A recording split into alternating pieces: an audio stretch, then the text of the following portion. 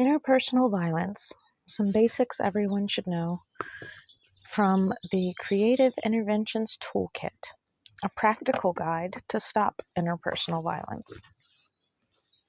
Interpersonal violence is very commonly a way to gain power and control over another person. It often takes advantage of unequal power relations.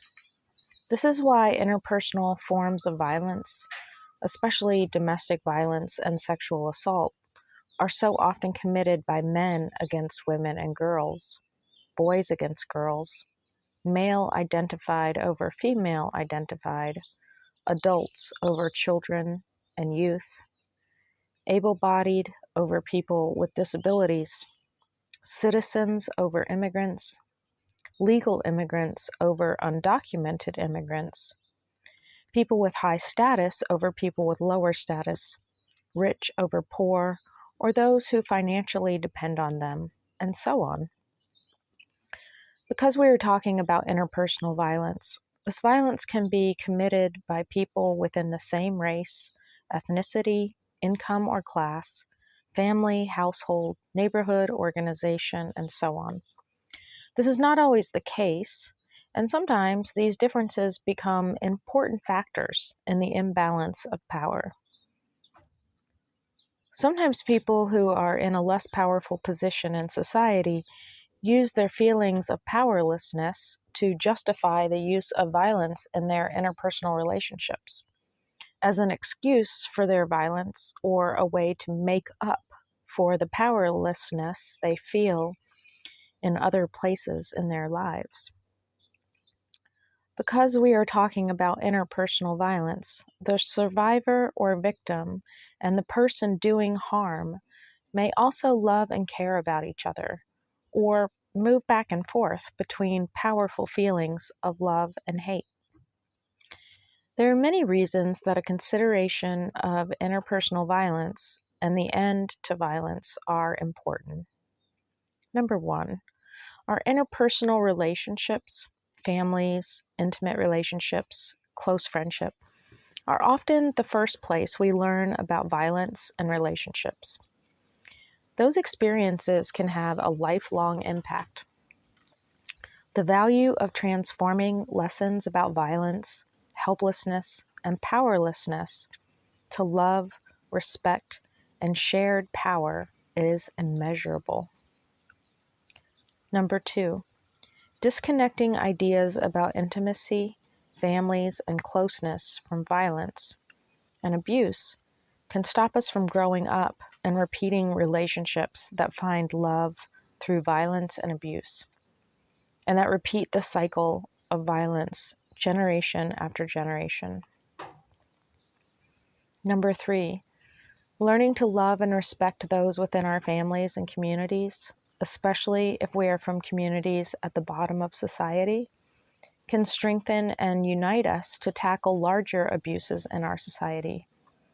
The bigger enemies of poverty, racism, homophobia, anti-immigrant discrimination, ableism, and patriarchy. Number four, changing ourselves from victims and abusers to companions, supporters, and friends can release us from hate, fear, and violence towards powerful, positive forces for building healthy lives, relationships, and communities. In this section, we take time to share some of the basic knowledge about interpersonal violence we have gained through years of practice. Although people hear more about domestic violence, sexual assault, and other forms of interpersonal violence in our culture, interpersonal violence is still very much misunderstood, including among very educated people. This lack of information leads us to blame victims, excuse people causing harm, or sometimes just turn the other way. The following presents 10 basics about interpersonal violence that everyone should know. Basic 1. Interpersonal violence usually takes place between people who know each other, sometimes making violence more complicated and confusing. Interpersonal violence is violence that occurs between people in an intimate relationship, like dating, marriage, live-in, domestic partner, former partner, parents of same child, etc. This is domestic or intimate partner violence. People in a family or family-like social network, family violence. Friends, household members, neighbors, co-workers, members of the same organization, like a church, community organization, etc. Acquaintances. Because these relationships of violence may also include relationships of love, companionship, friendship, loyalty, and also dependence, and even survival, this can make it more confusing to understand dynamics of violence and also to change them. Basic 2. Interpersonal violence can look many different ways and take many different forms. And before I read each of these individually, since there's a lot, this book is very, very detailed. I'm going to go through and read all the basics one at a time. So 2A is, what about self-harm? Can this be a form of violence? It also says common forms of interpersonal violence: domestic violence or intimate partner violence, sexual harassment, sexual abuse, assault, child abuse, including child sexual abuse, elder abuse, violence within friendship, network, or organizations. Basic 3. Interpersonal violence is often about using a pattern of power and control rather than anger, passion, or loss of control.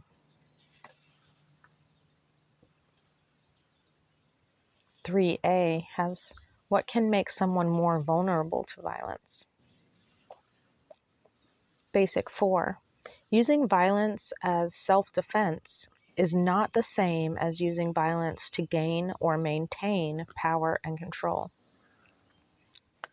4A has questions to ask when it's hard to tell who's violent. Basic 5. Interpersonal violence is serious and common.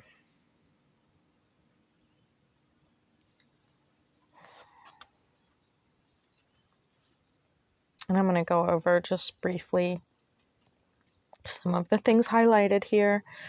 On average, more than 3 women a day are murdered by their husbands or boyfriends. Look at our children. We can expect that an average of 1 out of 4 girls and 1 out of 6 boys will experience sexual assault by the time they reach 18. In 8 out of 10 rape cases, the survivor, the victim, knows the perpetrator. These are mostly not rapes by strangers, as we see in the media. These are committed by loved ones, people in our communities, and acquaintances. This means that we are all impacted in some way by violence in our lives. Basic 6. Interpersonal violence hurts all of us in different ways. 6A. How violence can hurt survivors, victims. 6B. How violence can hurt people doing harm. 6C. How violence can hurt children. 6D. How violence can hurt close friends, family, and community. And it ends with feelings of hopelessness and despair, which I experience quite often, and which is what has led me to read this book and record it and share it with others so that we can end these feelings of hopelessness and despair and at least have basic tools on what we can do. Basic 7. Interpersonal violence is often hidden, denied, or ignored.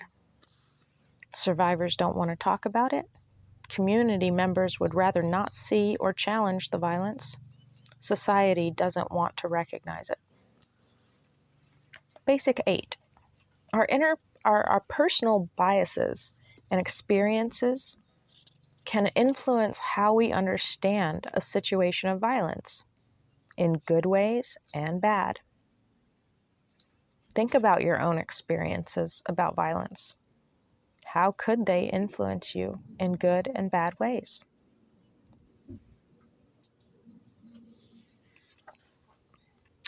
(8A) Common confusing questions.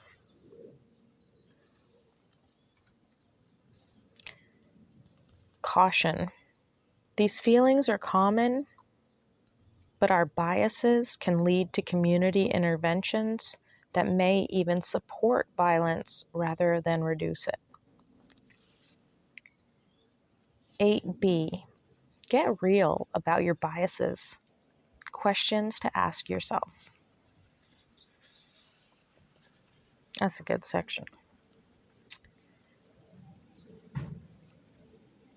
Basic 9. We can all take steps to address, end, or prevent interpersonal violence. I'm going to repeat that one because it's so important. Basic number 9. We can all take steps to address, end, or prevent interpersonal violence. Change views.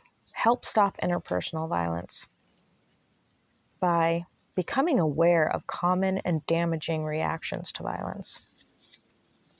Identify denial when you notice yourself or others not noticing that violence is happening right around them or blocking it out. Challenge the tendency to minimize the violence. Catch victim blaming when you notice yourself or others thinking that the survivor or victim of violence must have done something to cause it. Thinking that it is the responsibility of the survivor or victim to stop violence or to get out of its way. Believing stories or gossip that blame the survivor or victim. Basic 10. It is important to share information about interpersonal violence. Many people do not know and can benefit from being more aware.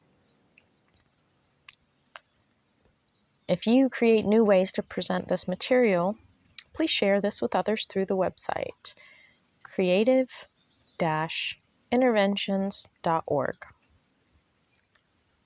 or stopviolenceeveryday.org.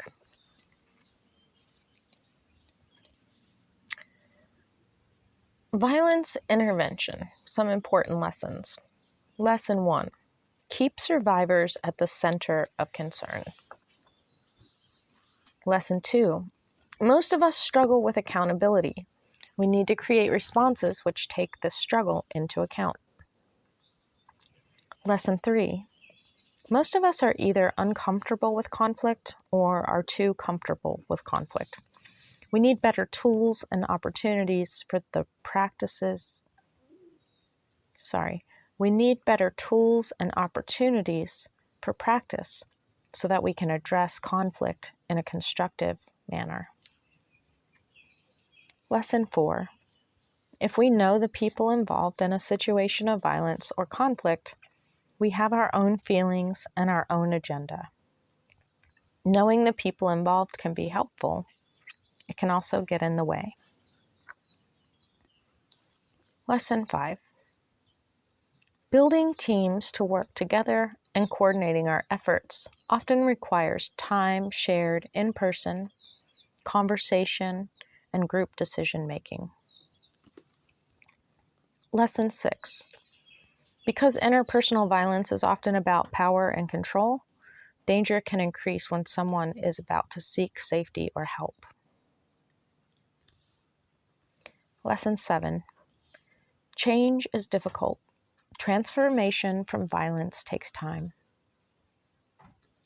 Lesson 8. Change is difficult. Little steps can be important.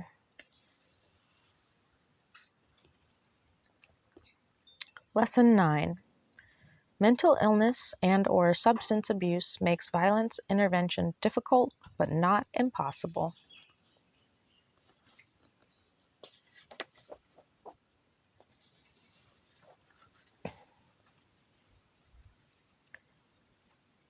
Lesson 10. There is often nothing we can do to make up for the original harm, but interventions can bring about positive change, but cannot make the original harm disappear. Caution. A note about forgiveness. Accountability does not mean that forgiveness is necessary. Forgiveness is something that is left up to an individual and community to feel in a solid and sincere way. We encourage that people explore what forgiveness means for them and what it might bring as a benefit. We also encourage people to think about how the pressure to forgive can be another form of power and control. All steps of accountability are possible without forgiveness ever being a goal.